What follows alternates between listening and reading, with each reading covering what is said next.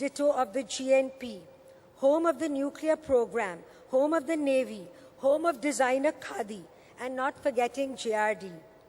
Batata vada, bal chow, brun maska, biryani, Bombay in 24 flavors. Bombay the right choice baby. Bombay the brand, as distinct from the wholesale commodity that is India. Bloodied, battered, blasted to the ground, but right back on its feet, its head unbowed. Bombs do your worst. You can't shatter a dream.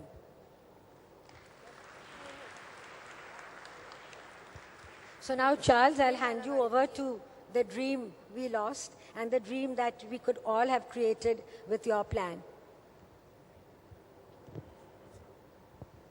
Well, I am a bit lost actually, because I thought your book was called Mills and Malls and Mullah. Okay, that's the bulk. Okay. So I thought you wanted to speak about Bombay as a city and the planning of the city and what it can do. So I put together some images because I think unless we understand the structure of the city and where the problems are, we just go on jumping from stone to stone, you know. So maybe I'll go there and start this thing.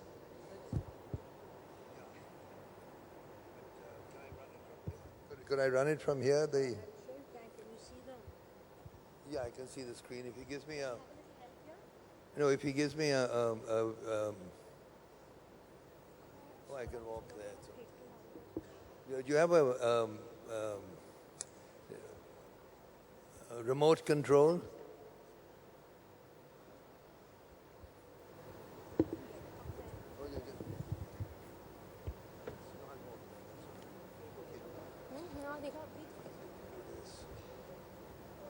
Mic working?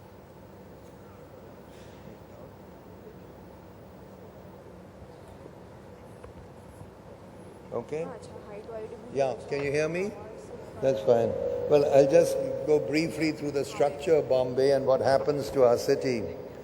The city started, as you can see on this map here, they have on one side is the Arabian Sea and on the other side is the harbor.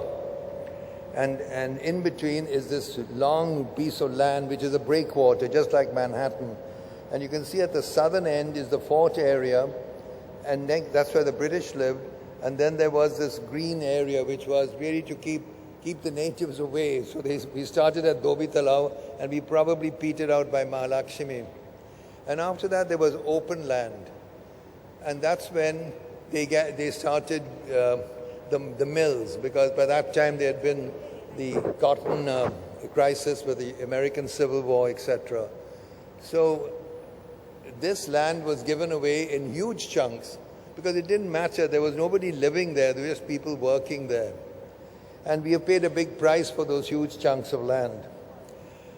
So the first real game changer in Bombay was 2 railway lines which ran right out of the southern end. You can see down there where the port was.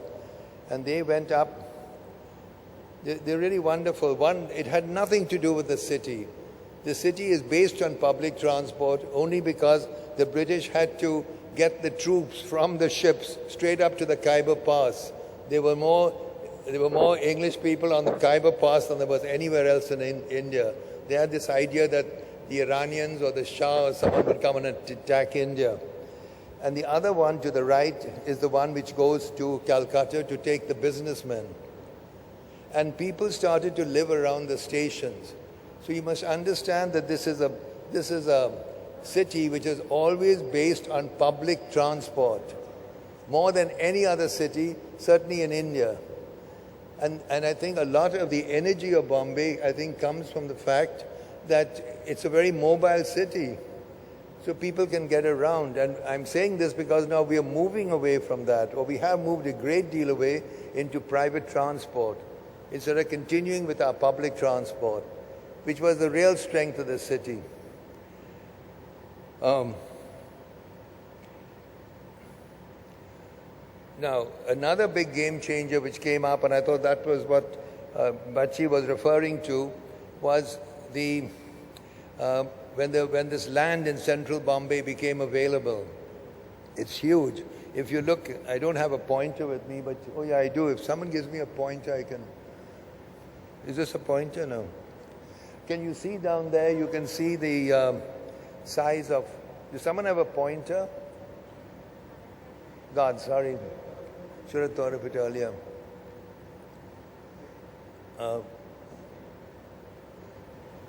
There's no pointer. Anyway, you can see at the southern end, you can see written there, Ballad Estate is 18 acres. Nariman Point is 65. The fort area is 400. Just the government mills alone were 270. The private mills were 375. Then the BMC land is about 762. The railway is 285. The Port Trust, which is still in the process of deciding how to dispose of their land, is 500. This is a huge opportunity, which is now being done, but in a sad way. And I thought, Bachi, your problem was it took you 45 minutes to reach the road from the main road from where you live. And that comes because there are no crossroads. And there are no crossroads because these were huge chunks of land. And it's essential that you have roads. Let me just give you an example. We keep talking about why can't Bombay be like Manhattan? Have a look at Manhattan. Have a look at the number of roads, not just the avenues going north-south, but all the crossroads. You know them, you've all been there. 23rd Street, 42nd, 57th, 72nd, etc. And then, so there's a whole grid. So that is how you can support buildings like this. Because you've got a surface which can take taxis and buses, and then you've got a huge underground. Just look at that underground. In fact, we should realize that Manhattan is a very special case of a city which is almost exclusively public transport. I don't know how we go there and don't notice it. I come back and I say, why can't Bombay be like Manhattan? And I want to keep my 3 cars. Nobody in Manhattan owns a car because it's not possible. A high-density city like that can only be supported by public transport. Even London and Paris have huge amount of public transport. The idea of going around in your own car or scooter is what has ruined American cities. Because as soon as you do that, you get traffic jams and this and that and the other. So, now the other thing I wanted to tell you about, which I think we had a great opportunity lost, was when the mills were converted, they went up from an FSI of 0.7 to 1.3. So you were doing them a huge favor, and so it was agreed that they would only get that permission if they gave back 1/3 of the land to the city. Because by that time, the island city, we are supposed to have 16 square feet of green area per person. Bombay Island has 1 square foot, and that includes the traffic islands. So this was a chance to really bring back some sanity. And then they weren't going to lose the land because the land they surrendered to these 2 organizations, they get the FSI from. So they virtually would get 3 times the FSI they got officially, but they'd have to build just on the blue. Now, I want to just show you the importance of open space. Could I put this down somewhere? Hold up, okay. Open space, and we'll discuss why we need it, but we need it for one very important reason. Thanks, it'll fall down. This is Isfahan, a great city in Iran. You all know it. It's really stunning because look how crowded it is. But it's that wonderful square in the center, and then if you look at it, you can see little squares all over the place. The open spaces act like when you write something, I might be saying 20,000 words. Or Bachi's book is 20,000 words. But unless she put commas and paragraphs and full stops, you'd go crazy because you just have all these words coming at you. That is what open space is. Open space gives rhythm to the city, gives it character, etc. And therefore, it also has very great uses. Oh, you've got one? Thank you. Well, I think I'm almost through. Thanks a lot. Yeah. I want to point out another thing we should be careful about.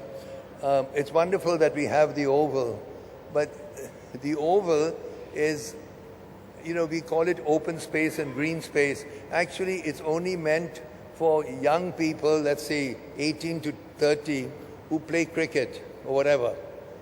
It's not a park.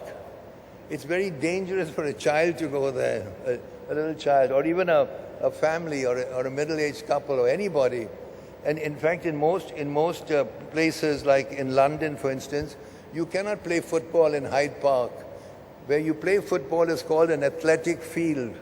That's very important to remember, because we get fooled by saying there's so much open space in the city. But a parking lot is an open space. It doesn't qualify for what you're talking about. And so this would be a playing field. Another thing we need is a park where a family can go. And you get them in India. You get them in Cubbon Park in Bangalore, in Lal Bagh, etc. You probably had it in Rani Bagh, except it's deteriorated. And the third thing, of course, you need is a place where children can play. And you can't mix up these three. And they're very clear standards, which we have completely forgotten, which Delhi keeps, by the way. So if I take the amenities, which have been actually recommended by our own government, how much for education, how much health, parks, sports, whatever, it comes to about 9 or 10 square meters per person. This is the government standards, which is not enforced in our city, but is enforced in Delhi. Now, what do I gain really by piling up more and more people? Because I'm told that by increasing the FSI, more poor people will be housed. Now, here, for instance, you can see we have a middle-income house, apartment of, say, 500 square meters, and altogether, 500 square feet. It means 50 square meters, and then it has to have an open space of 45, so together it uses 95.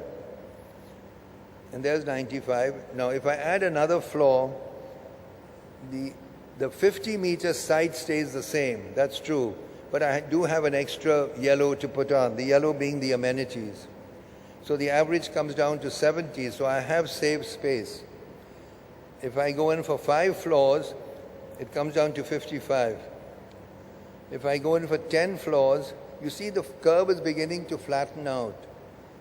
I'm not actually getting more people into it at all, if I'm giving them the amenities. This is very, very important. If you don't give people amenities, you condemn them to a life for the next 50 years without amenities. Because once the buildings are built, you can't bring in then the schools and hospitals and play fields. And this is what's been happening. I'm not against the market forces. A great city like London was built on a basis of profit. But the market forces have to work within a structure. Without that structure, they'd run rampant. And we're not doing them a favor. They would make even more money if they had it in a structured way. People pay more for a flat on the Oval than they do on A Road or B Road because of the view you get, etc. So in that sense, I would say the Calcutta was built by the British. At least the great buildings there were built by the British. But I'm very proud that Bombay was built by Indians.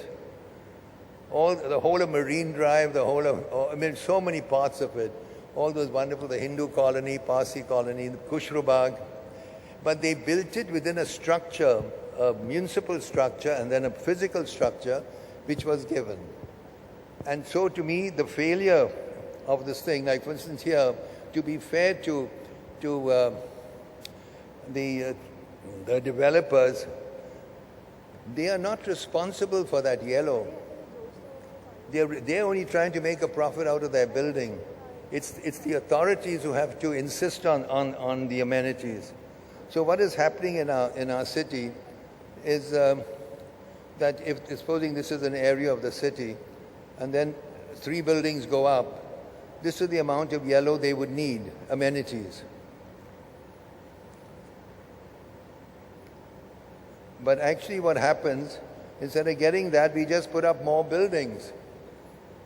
That's the way we've understood market forces. It's just incredible. It's a laissez-faire without any structure whatsoever. cities have tried that before. American cities, Americans used to love their cities. You've all seen Meet Me in St. Louis, for instance, and the way Judy Garland and her family loved St. Louis. Now you go to St. Louis, no one wants to stay there.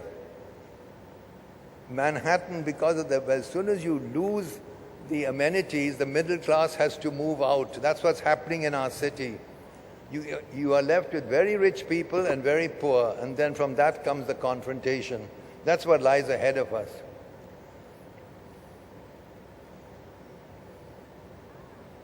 This is not working now. It's gone. It's stuck. Sorry?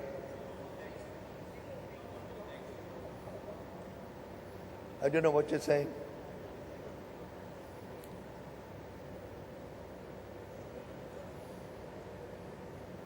So how do I go to the next slide?